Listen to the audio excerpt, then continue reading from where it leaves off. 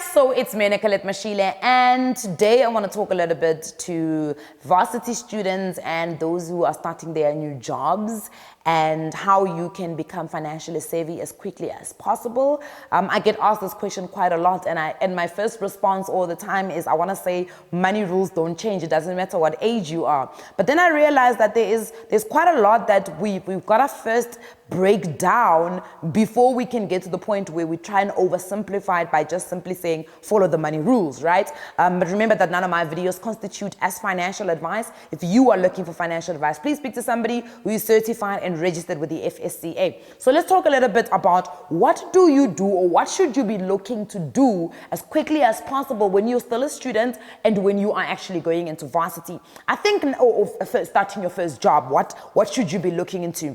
I think the first thing that you could be doing if you're still in varsity or starting off a new job is understand your money personality. Money generally is very hierarchical, right? We all grew up in a situation where financial institutions were very inaccessible to us. In actual fact, having money conversations in your family is something that never really happened. Maybe it might be happening now in the new age families. I don't ever remember sitting down, having a conversation with my mom and my dad about money and them saying to me, this is how you budget, this is how you save, this is how you invest, right? You kind of we're all going through the school of hard knocks.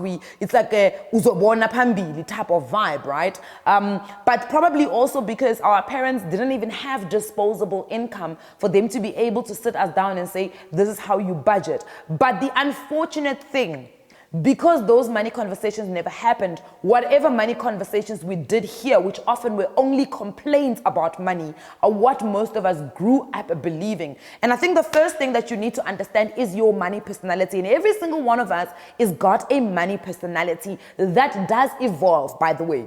It is probably one of the only personalities that will evolve as you get older. Because what my money personality was when I was 18, 19, 20, when I didn't even care about thinking about money, versus when I turned 21, 22, 23, versus when I was 24, 25, 26, and now 27, 28, 29, 30, looks totally different because I evolved as I grew older and as I got to know a little bit more. Most times your personality is maybe influenced mostly by what you've been exposed to, your gene building, or whatever it's called, your gene mold, and a whole lot of other things that socialization generally also helps in building your personality, right? That's why it's always sometimes so crazy that two children from the same family would have absolutely totally different personalities. And it happens also with money. You will have two children that come from the same family that have very different personalities when it comes to money. So it's important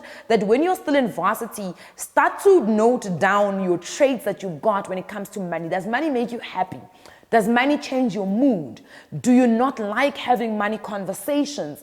Are you afraid of money? These are things that you've got to ask yourself, because these essentially are the reasons why you're going to make certain financial decisions. And you want to confront it up front when you still don't have money, perhaps, or when you maybe don't have lots of money, when you're not making lots of money, when things are still tough and you're trying to actually maneuver with the little budget that you've got. It's important for you to understand your money personality. Then you've got to understand which bad habits. And a bad habit is a bad habit. Whether you want to justify why something is a good habit, there are some things that are actually bad habits that are universally bad habits that we all know, right? So it's important to also confront the bad habits that you have picked up from your parents. Here's the thing. The reality is that the people that we grow up looking up to, which generally are our parents, whether it's your mom or your dad, your aunt, your grandmother, these are generally people that are silently highly influential when it comes to your money habits. I sat with a girl once and we were talking about money and buying cars. And she kept going about how you don't keep a car more than 3 years, and you know, you gotta change your car every 3 years. A car is not worth settling. And I actually wanted to understand where she gets this idea from. And eventually, as I was talking to her and getting, deeper, she said, no, it came from her dad. Her dad has never bought a car. Her dad has never settled a car. And I understood immediately why she bought into the narrative of changing your car every 3 years, right? And it's because, number one, she herself, when I actually said to her, tell me what is the reasoning behind you not wanting to ever settle a car, or you changing your car every 3 years. And she just simply said, it's a depreciating asset. And I said, no, I understand that. Yes, we all are clear on the fact that a car is a depreciating asset, but tell me the actual reasons, because I can sit here while you're saying it's a depreciating asset. I can give you reasons as to why my car needed to be settled, and I can give you financial figures as to why my car needed to be settled, and how my car now is an enabler of me being able to create income in my life. So therefore, my car, which is a lifestyle asset, has been an enabler, and a very important enabler in me being able to generate an income, and sometimes even a passive income. And she said, no, that's what my dad does. And I was like, oh, it makes sense, right? So the younger you are, the more time you might still have to be able to confront these things and to psychologically work through them. Because really, you must remember also, money is a very psychological thing. A lot of us don't want to believe it, but most money thing is not about the numbers. It's except when the numbers don't make sense, right?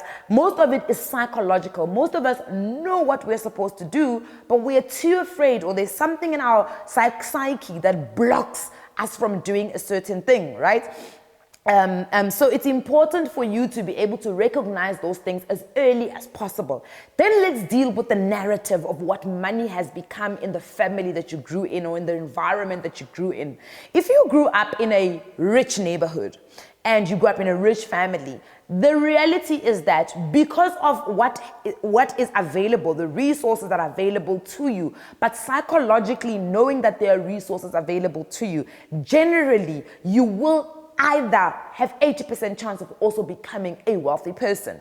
If you grow up in a family where money is looked down upon, money is vilified, where money is very scarce, generally, again, 80% of the time, you might also end up being the person who's just content with getting their salary every single month and being able to service the debt. Now, what type of a life is that, where you literally every single month, you are only able to pay your debt, buy grocery, and then you're waiting for the next month? It makes absolutely no sense. So it's important for you to also be aware of where you grew up in, and start asking and start questioning, what you've been exposed to. Start questioning what has become norm in your society when it comes to money. Start questioning. You know how we, especially as Black people, how we like to look down upon people who are rich, or how we like to associate success with a sad story, or a rags to riches story. When someone tweets about how, oh my goodness, I just blew 5,000 Rand on hair, everybody's like, ooh, they are bragging. Oh, look at her now. Ooh, nice. No, it's not a brag. That is that person's norm. But because it's not your norm, you make it sound like it's a bad thing, or it's something that needs to be looked down upon. It's the same thing. When rich people hear poor people saying, stop trying to make poverty a bad thing, or stop trying to blame us for being poor, rich people also sit on their high horses and they just like, you guys are poor because you didn't work hard. No, shut the fuck up, because, sorry for my vulgar language, it's easier when you are in a family that's got the right networks, the right accesses, for you to say poor people don't work hard enough, because that has been your culture and your access and your environment where everything has been enabled, right? So it's important when you're still young to be able to recognize those things and be very aware of them and how they're going to shape your money decisions later. Again, it could go in the opposite direction. It could freak you out so much that you actually end up on the other side. Or it could actually stifle you up so much and make it a bad thing on the other side for you, and you end up on the other side. So I think as a young person, that's really working on your psychology when it comes to money is one of the most important things. Then being able to understand the difference between needs and wants. Because most of us grew up in families where you ask for something and they say, no, wait until the end of the month. Instead of your parents taking that as a teachable moment and saying to you, you do not need that, Nicolette. You don't need a new laptop. Your laptop works just fine. You would like a new laptop. You want a new laptop, but you don't need it. Because what happens now is that when money comes in and I can afford a new laptop, I think I must go and get a new laptop, even though I don't need a new laptop. And I can get to a point where I justify why I need a new laptop. That is what we need to fight when it comes to money, especially when we still have the opportunity.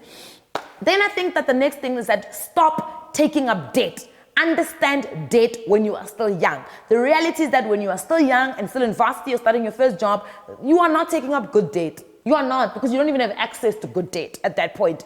Good debt is debt where you are getting debt maybe for your home loan. Good debt is debt when you're getting for a car that is affordable, a car that you can afford. That's good debt. Because people classify a car under good debt, but if you are getting a car that you cannot afford, where you are not getting balloon payments, it means that you're not getting a car that you can afford. That means you're not getting any good debt right there. So most people at that age and on those salaries and those incomes don't even tap into good debt. So generally what they happen is that they go into bad debt. That's instant gratification. Stay away from instant gratification. The third thing you need to manage is financial pressure. When you're at that age, manage your financial pressure. Work according to your rules. Right? Work according to your rules. Do not fall into financial pressure.